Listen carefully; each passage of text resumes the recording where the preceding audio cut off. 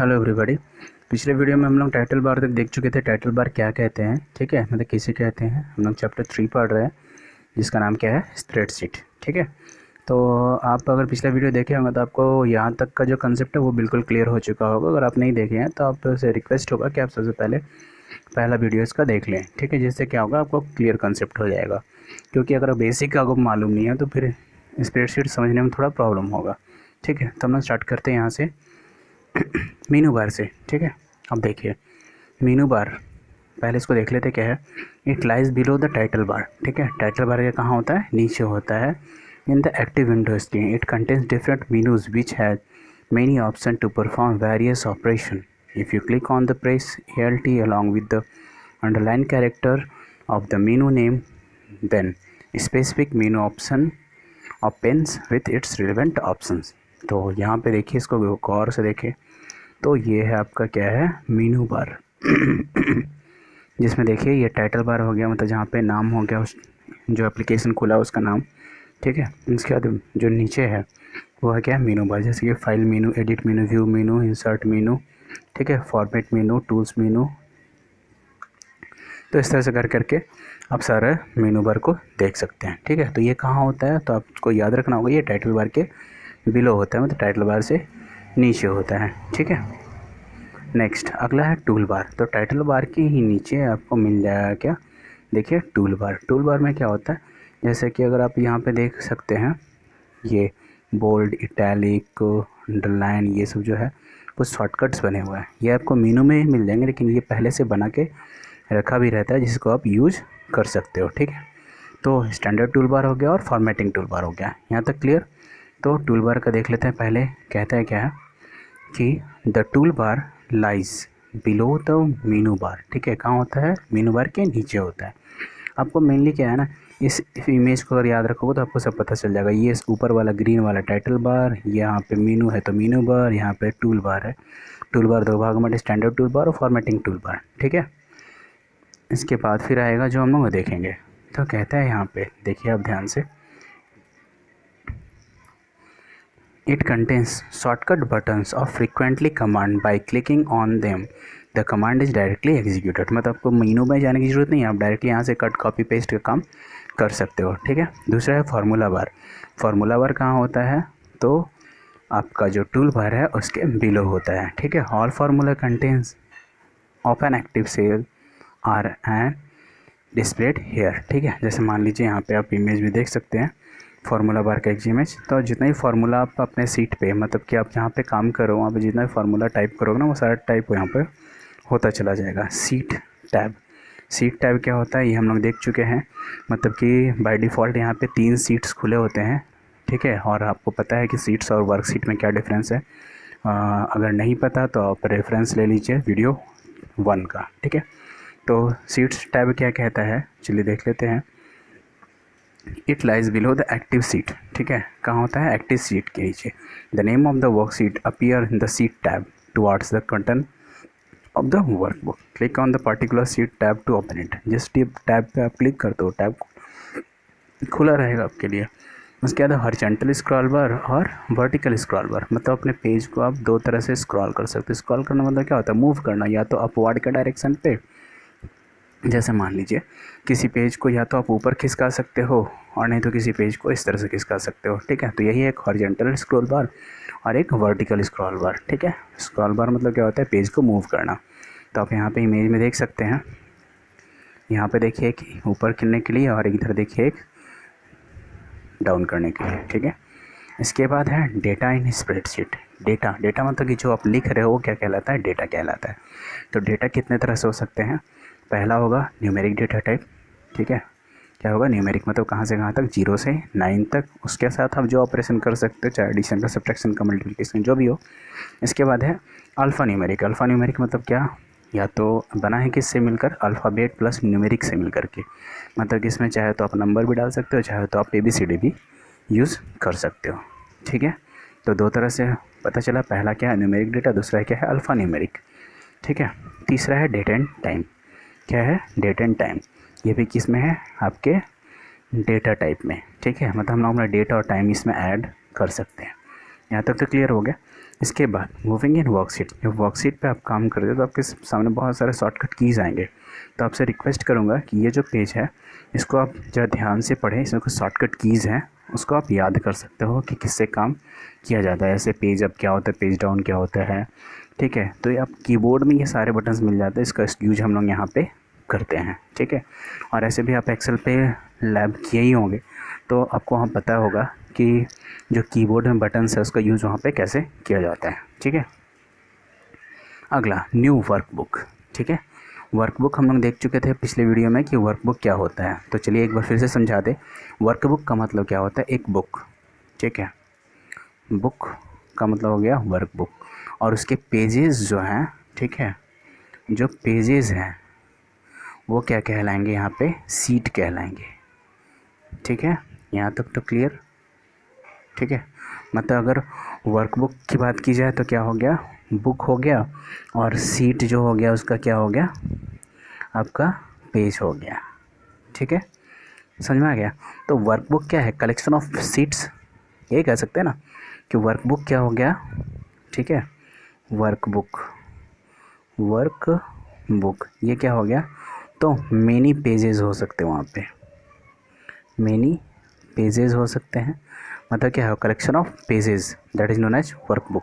तो जब हम लोग एक्सेल पे काम कर रहे हैं तो हो सकता है एक पेज पे काम हो जाए, 2 पेज पे काम हो जाए, 10 पेज, 20 पेज, 25 पेज भी लग सकता है। तो अब वर्कबुक से वहाँ पे पेज बाय पेज काम कर सकते हो, ठीक है। बाय डिफ़ॉल्ट कितने पेज खुले होते हैं, तो आपको याद रखना चाहिए बाय डिफ़ॉल्ट 3 पेज एक्टिव होता है जहाँ पर हम लोग काम कर सकते हैं, ठीक है। तो चलिए डेफिनेशन क्या है ये देख लेते हैं। कैल्क और Excel opens with a workbook of 3 blank worksheet। कितने होते हैं, 3 blank worksheet। You can begin to enter data in the opened sheet as you can open a new workbook। और आपको पता है ना, CTRL+N इसका मतलब क्या होता है, बिल्कुल सही, Ctrl+N का मतलब होता है न्यू पेज। तो न्यू पेज को खोलना होगा तो क्या करेंगे, CTRL+N करेंगे, ठीक है। इसी तरह आपको एक चीज़ और याद होगा शॉर्टकट की, जो कि होता है CTRL+O।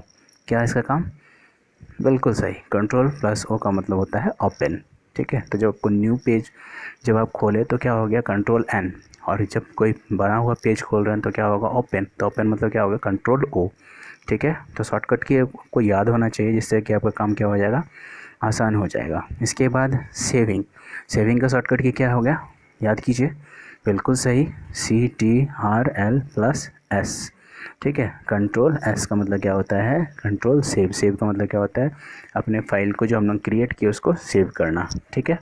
यहाँ तक क्लियर हो चुका। तो हम लोगों का रिवीजन भी हो रहा है, सारा शॉर्टकट कीज़ जो हम लोग पढ़ चुके हैं उसके बारे में। इसके बाद आपका है क्लोज़ बटन। क्लोज़ के लिए क्या होता है शॉर्टकट की, याद है तो बताइए। जी हाँ, कंट्रोल CTRL+ क्या होता था, W, याद है ना।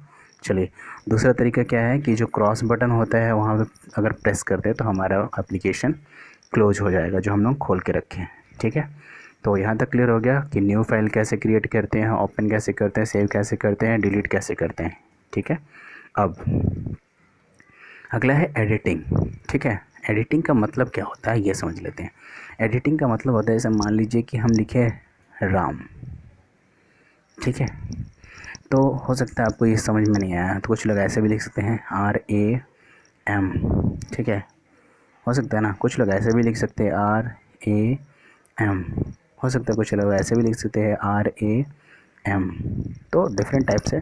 तो मान लीजिए हम इसको लिखें तो आप मिटा करके ये लिख सकते हो सकता है आप मिटा कर ये लिख दें, आप मिटा के ये लिख दें। तो इसको कहते हैं एडिटिंग, मतलब किए हुए कंटेंट को मिटा करके उसको सजाना, चाहे उसके लुक को सजाना, चाहे उसके वर्ड को सजाना, ये कहलाता है क्या, एडिटिंग, ठीक है। तो देखिए, after making a worksheet you may require to change the content, ठीक है, क्या है, चेंज द कंटेंट और cell, the range of cell. Editing refers to change in the content and it includes the following action, ठीक है।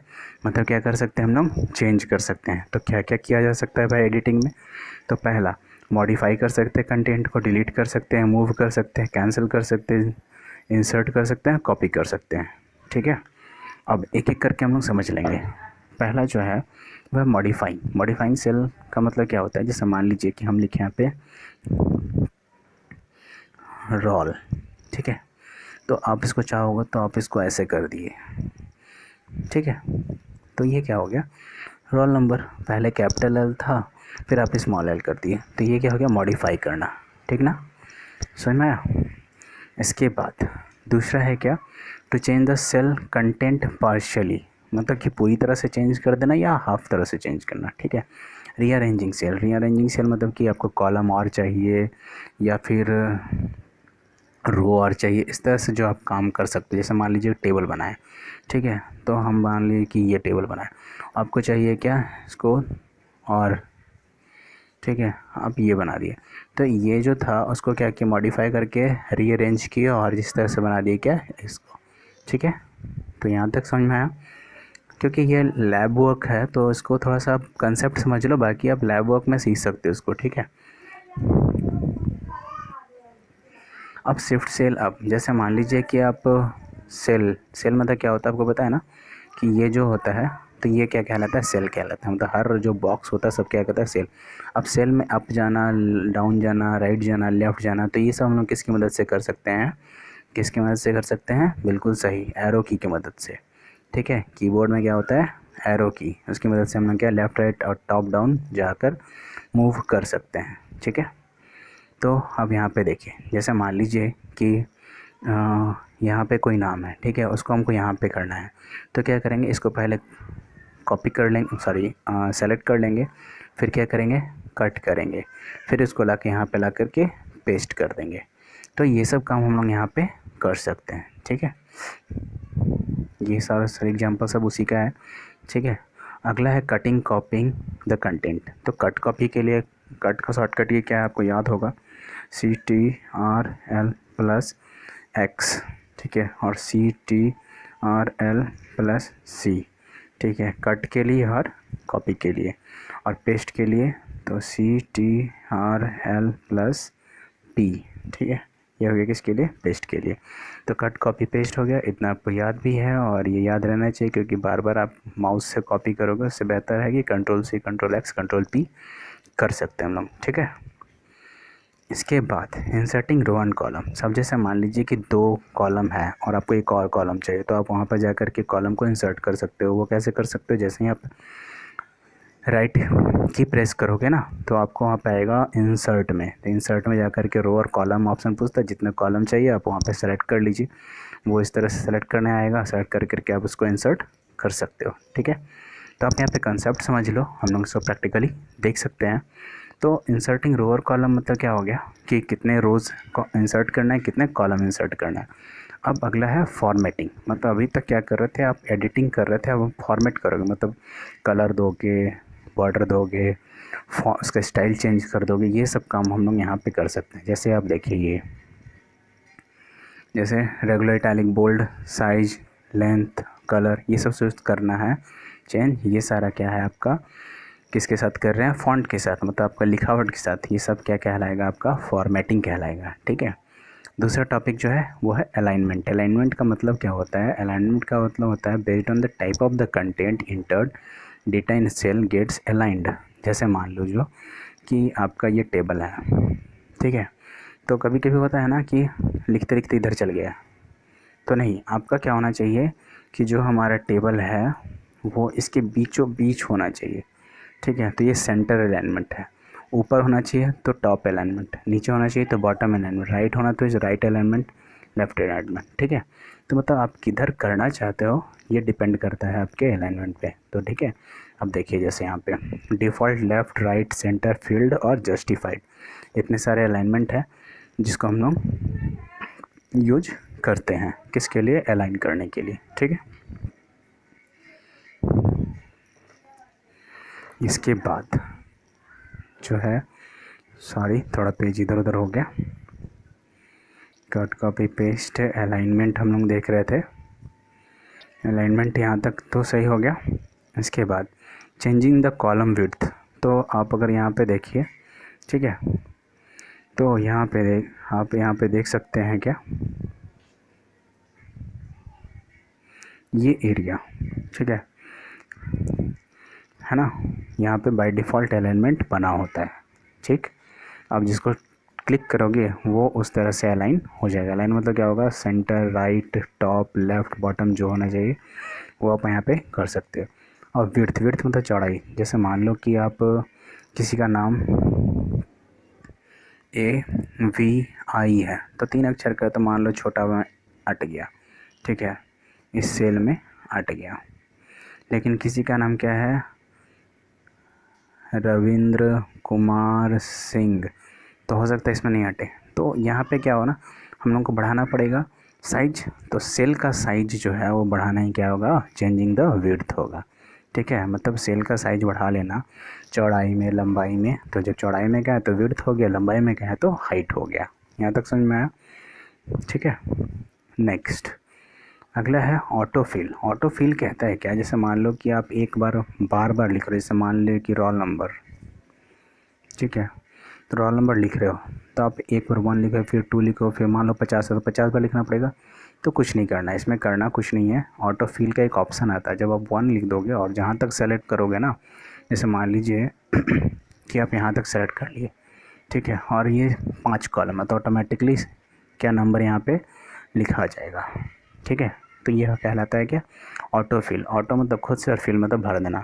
तो चाहे sequence number हो, चाहे रोल नंबर हो, ये सब जो हम लोग फिल करते हैं तो ये ऑटोफिल से हम लोग काम कर सकते हैं। उसके लिए क्या होता है कि यहाँ पे जैसे ही आप देखिए तो यहाँ प्लस साइन बना हुआ है, तो जिसको करना है वहाँ पे सेलेक्ट करके प्लस साइन को खींच देंगे तो क्या होता है, कॉपी हो जाता है। तो कॉपी ही क्या कहला गया, ऑटो फिल कहला गया, ठीक है। या फिर नंबर जो 1 2 लिख रहे हैं तो जहाँ तक खींचिएगा वो क्या हो जाएगा, 50 60 जहाँ तक बनाना चाहते हैं वहाँ तक फिल कर सकते हैं, ठीक है। तो ये सारा एग्जांपल आपका ऑटो फिल का है, ठीक है। अब कस्टम लिस्ट। कस्टम लिस्ट में क्या कहता है, जैसे मान लीजिए कि आप चाहते हो कि रो नंबर लिखना, ठीक है, तो वो आप कर सकते हो। जैसे मान लीजिए कि इंडेक्सिंग बना रहे हो आप 100 बच्चों का, तो 100 बच्चों में हो सकता है आप 1 2 3 4 लिखो, ABCD लिखो, या फिर आपका जो है वो रोमन नंबर हो। तो इस तरह से जो काम आप यहाँ पे कर सकते हो, ठीक है। अब यहाँ पे देखिए कहता है क्या, spreadsheet also provide features to create user choice custom list, name और टेक्स्ट, ठीक है। Creation, customize this, you can use it to fill a range of cells with the help of auto feature, ठीक है। मतलब कि यहाँ पे जो आप लिस्ट क्रिएट करते हो वो अभी तक तो क्या होता है, जनरली एक लिस्ट बना होता है और 1 2 3 4 5 6 उसको हम लोग क्रिएट कर देते हैं। लेकिन जब हम लोग खुद का लिस्ट बनाना चाहें तो कस्टम लिस्ट से क्रिएट कर सकते हैं, ठीक है। तो आपका चैप्टर जो है यहीं पे ख़त्म होता है। एक्चुअली मेनली देखिए, आप हो सकता है आपको लग रहा होगा कि चैप्टर थोड़ा फास्ट पढ़ रहा है, लेकिन हम लोग जो कंसेप्चुअल था वो लोग पढ़ चुके हैं। जैसे मान लीजिए कि आपको अभी इस चैप्टर पे ध्यान क्या देना है कि शॉर्टकट कीज़ क्या होते हैं, यह ध्यान देना है। सेल क्या होता है, स्प्रेडशीट क्या होता है, रो क्या होता है, कॉलम क्या होता है, फील्ड क्या होता है, ये सब याद रखना है आपको जनरली, ठीक है। और बाकी जो वर्क है वो आप तो लैब में कभी भी करके सीख सकते हो। तो कंसेप्ट अगर क्लियर होगा तो लैब में करना आसान होगा। इसलिए थियोरेटिकली जो है वो मजबूत होना चाहिए, प्रैक्टिकली आप आसानी से कर सकते हो, ठीक है। तो हमारा चैप्टर ख़त्म होता है, आपको एक्सरसाइज दे दिया जाएगा। तो आज के लिए इतना ही, फिर मिलते हैं नेक्स्ट वीडियो में नेक्स्ट चैप्टर के साथ। तो thank you, have a nice day.